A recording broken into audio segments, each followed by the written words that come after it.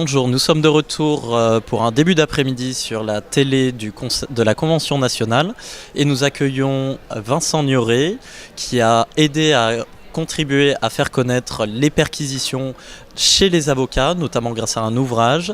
Il vient nous en parler aujourd'hui. Pouvez-vous nous définir quel est le rôle du bâtonnier ou du délégué du bâtonnier quand il assiste un avocat victime ou en tout cas qui fait l'objet d'une perquisition par des juges? Oui, son rôle est essentiel. Le rôle du bâtonnier ou de son délégué, du délégué généralement, car le bâtonnier est toujours très occupé, et c'est bien normal. Son rôle est un rôle de contestataire. Nous sommes, parce que nous exerçons les droits de la défense, nous les pratiquons, nous les défendons, nous sommes des contestataires congénitaux obligés. Et le rôle du délégué du bâtonnier prend toute son ampleur à partir du moment où, pour toutes les raisons qu'il estime utiles, il décide de contester la saisie d'un objet ou d'une information papier, d'un dossier papier ou encore d'une information dématérialisée.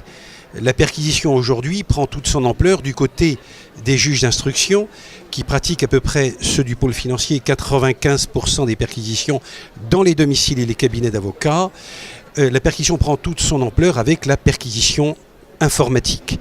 Car là, à partir de mots-clés, vous avez énormément de fichiers qui remontent à la surface. Alors, ce rôle de contestataire, il est consacré, grâce au bâtonnier de Bordeaux d'ailleurs, auquel je rends hommage, par un arrêt de la Chambre criminelle de la Cour de cassation du 8 janvier 2013, qui dit que le bâtonnier n'est pas stricto sensu une partie à la procédure, au sens de la procédure pénale, mais un auxiliaire de justice en charge d'une mission de défense des droits de la défense. Le texte de l'article 56-1 du Code de procédure pénale qui régit les perquisitions pénales ou judiciaires, par opposition aux perquisitions administratives, nous y reviendrons, eh bien, ne dit rien sur la contestation elle-même, les motifs de la contestation. Aucune référence au secret professionnel, aucune référence aux droits de la défense. Le texte nous dit, et c'est le législateur qui l'a souhaité, que le bâtonnier ou son délégué organise une contestation à partir du moment où il estime que la saisie est irrégulière. Nous sommes dans l'irrégularité, et dans l'irrégularité, je mets tout, le secret professionnel, les droits de défense, la commission ou non d'une infraction, les raisons plausibles laissant penser qu'une infraction a été commise. En résumé, il appartient au délégué du bâtonnier de contester selon son humeur. Et pour ma part, je suis constamment d'une humeur massacrante lors des perquisitions et je conteste systématiquement depuis maintenant à peu près 8 années. D'accord. Et je crois que vous avez un exemple très récent de contestation qui a été mené à bien puisque la perquisition, ou en tout cas certains éléments de la perquisition ont été annulés. C'est l'affaire du bâtonnier d'Ajaccio. Oui, tout à fait. Où là, vous avez obtenu une décision en faveur du bâtonnier qui était perquisitionné. Tout à fait. Alors c'est une décision exceptionnelle et je tiens à rendre un hommage appuyé au président du tribunal de grande instance de Paris qui faisait office de JLD, c'est le texte, s'agissant d'une perquisition au domicile ou au cabinet d'un bâtonnier. Je tiens à rendre hommage à monsieur le président Jean-Michel Ayat, qui pour moi est un humaniste et un défenseur des droits de la défense. Il l'a démontré par la décision qu'il a rendue au mois d'octobre, courant octobre, une décision qui d'ailleurs a été publiée par extrait à l'initiative du bâtonnier de Paris, Pierre-Olivier Sûr. Je rappelle que le président du tribunal de grande instance avait souhaité la présence du bâtonnier de Paris, et nous l'en remercions encore, et le bâtonnier de Paris s'est fait représenter par l'excellent bâtonnier Jean Castelin, qui a fait un travail formidable lors de cette audience, et par votre serviteur. Et nous avions également présent le bâtonnier Doumé Ferrari, bien sûr, les avocats de la défense, et aussi le bâtonnier par intérim, qui a développé une argumentation remarquable, qui est reproduite dans l'ordonnance d'ailleurs, le bâtonnier, lui, Bujoli d'Ajaccio. Alors, que dit cette décision? Elle protège les libertés individuelles, les libertés publiques, les droits de la défense. Deux grands principes rappelés essentiellement, que les conversations, les correspondances, les entretiens, les relations entre le bâtonnier et son barreau sont confidentielles, c'est dans l'ordonnance. Ensuite, essentiellement s'agissant, je rappelle, de la saisie des 2 téléphones portables du bâtonnier Doumé Ferrari qui a été gardé à vue pendant 72 heures à raison d'une infraction, je crois, si j'ai bonne mémoire, d'association de malfaiteurs en relation avec une entreprise terroriste. Eh bien, le bâtonnier Ferrari avait vu à son domicile saisi ces 2 portables par le magistrat instructeur et lesquels ont été placés sous scellé fermé à l'initiative de son délégué, du délégué du bâtonnier, et je crois même aussi du magistrat instructeur qui avait tenu à ce que ces 2 objets téléphoniques, informatiques, ce sont de véritables petits ordinateurs, fassent l'objet de l'audience du JLD. Et il est rappelé par le président du tribunal de grande instance de Paris que ces 2 téléphones portables, il n'est pas démontré que ces 2 téléphones portables aient participé à la commission de l'infraction reprochée, si bien qu'il les a restitués après quelques heures d'audience, 2 heures d'audience. Il a rendu sa décision 2h30 plus tard. À 16h, l'audience s'était levée. À 18h30, par une très belle ordonnance qui a été diffusée par extrait, eh bien, les 2 portables étaient restitués. Et je suis très heureux de constater, et je l'ai découvert dans le TGV, justement, le bâtonnier Bernard Vattier m'a remis un exemplaire du Canard enchaîné. Je suis très heureux de constater que le Canard enchaîné se fasse l'écho de cette décision qui est annoncée comme un scud à l'égard du pôle de Paris, le pôle antiterroriste mais aussi le pôle financier, et que certains juges d'instruction commenteraient de manière positive à l'encontre notamment, c'est dit dans l'article, d'autres magistrats instructeurs qui sont définis selon leurs termes à eux. Je ne fais que les citer et l'expression à l'honneur des guillemets comme des shérifs. Voilà, mais un grand merci à monsieur le président du tribunal de grande instance de Paris, au bâtonnier Jean Castelin qui a développé une argumentation admirable dans l'intérêt du bâtonnier d'Ajaccio. D'accord. Alors, je crois qu'on voit facilement que le sujet vous passionne et que vous êtes vraiment très impliqué. Vous êtes impliqué dans le sens également où vous avez soutenu au Conseil national des barreaux en tant que membre une réforme visant à légiférer concernant la perquisition des avocats.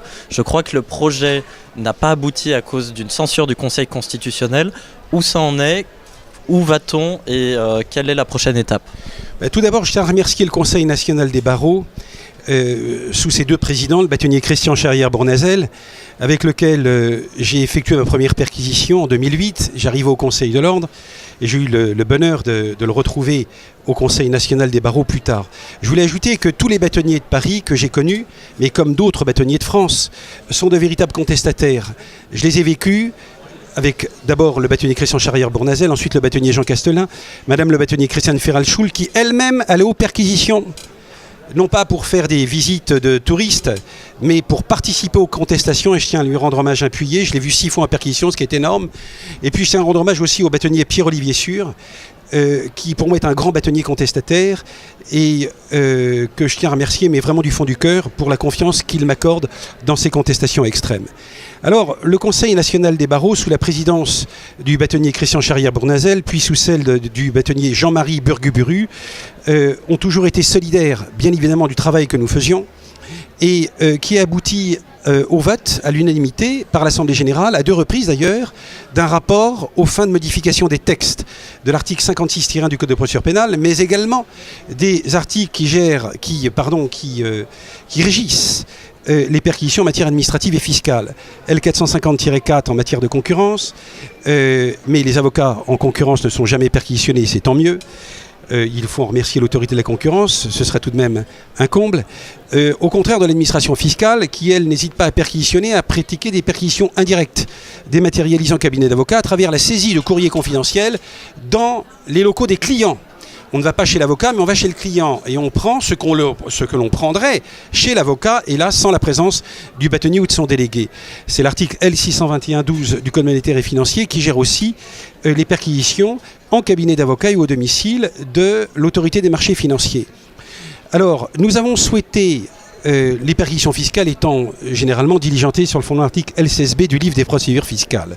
Nous avons obtenu, avec le concours de David Lévy d'ailleurs et de Philippe Chaudon, que je tiens à remercier vraiment du fond du cœur, outre le fait qu'ils sont des amis, mais ce sont également eux aussi de véritables combattants de la défense.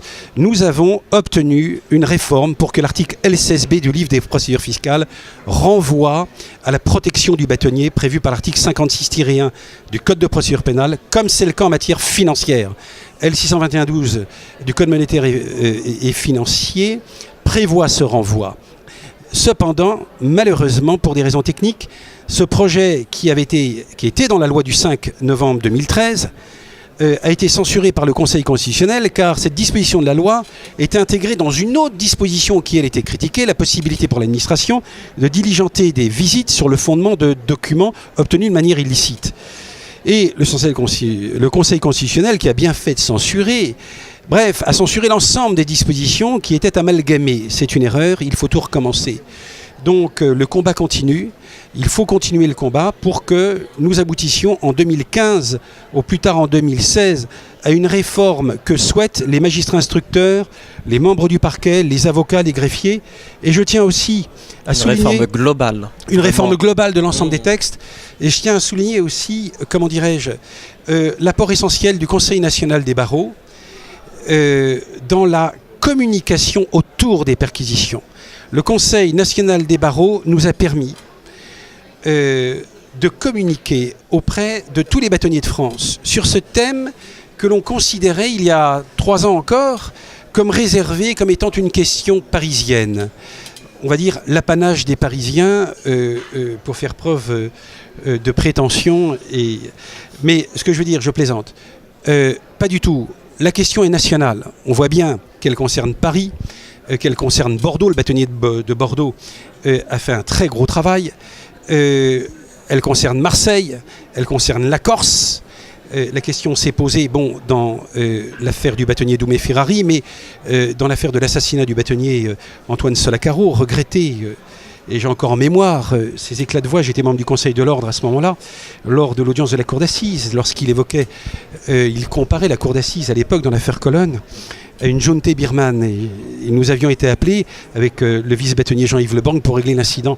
Et je garde ça en mémoire et je suis très ému encore aujourd'hui lorsque je me souviens de l'incident pratiqué. Mais voilà, nous nous situons dans cet axe-là, qui est un axe de défense, de contestation à tout prix.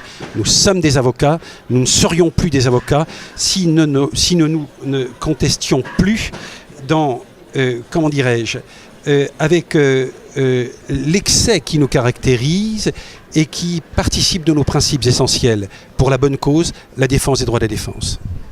Merci Vincent Nioré, très bonne convention à vous et à très bientôt. Merci infiniment, merci pour tout. Je tenais aussi à remercier l'Exposia qui nous a permis, notamment avec l'une des avant-dernières revues du Conseil national des barreaux, également de faire connaître, parole d'avocat, de faire connaître cette question. Merci infiniment. Merci à vous.